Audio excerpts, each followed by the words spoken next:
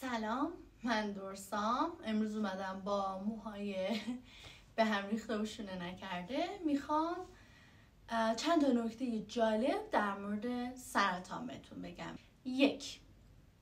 اولا سرطان ها به 2 دسته تقسیم میشن، یا ارثی و یا اکتسابی.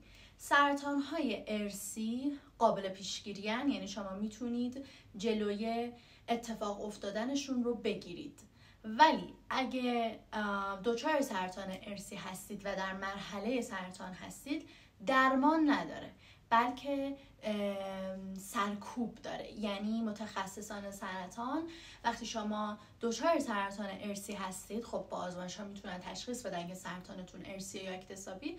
وقتی دچار سرطان از نوع ارثی هستید، قصدشون این نیست که شما رو درمان کامل کنن، بلکه قصدشون اینه که اون سرطان رو سرکوب کنن و نذارن که متاستاز اتفاق بیفته. دومین نکته اینه که اگه شما زخمی روی بدنتون هست که خوب نمیشه، 2-3 ماهه که روند بهبودی نداره، هی چرک میکنه، هی عفونت میکنه، زخمتون بسته نمیشه، باید به این زخم شک کنید. چرا؟ چون این زخم هایی که بعد از 2-3 ماه خوب نمیشن و باز هم بدن داره با اونها درگیری میکنه، میتونن مستعد سرطان بشن، مخصوصا سرطان پوست. سومین نکته، کلاً به طور کلی قانون داریم که هرچه اندامی هورمون بیشتری تولید کنه مستعد سرطانه.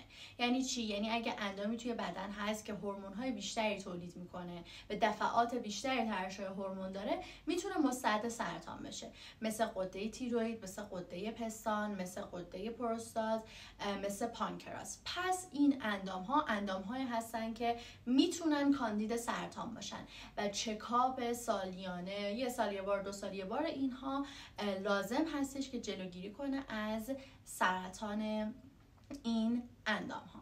و نکته آخر اینه که هر اندامی که رنگدانه بیشتری داشته باشه بیشتر در معرض سرطانه. پس لطفاً آفتاب گرفتن های بیمورد، استفاده نکردن از ضد آفتاب، سولارهای متعدد و مکرر یا با درجه حرارت زیاد و با درجه نور زیاد رو از بین ببرید و از زندگیتون حذف کنید. هرچه یک اندامی پیگمانت تر باشه، بیشتر پیگمنت داشته باشه، بیشتر رنگدانه داشته باشه، مستعد سرطان هستش. من چیزایی که توی دامپزشکی یاد میگیرم و سعی میکنم با زندگی انسان مرتبط کنم و به شما بگم. امیدوارم که مفید باشه. برای سلامتی خودتون بجنگید.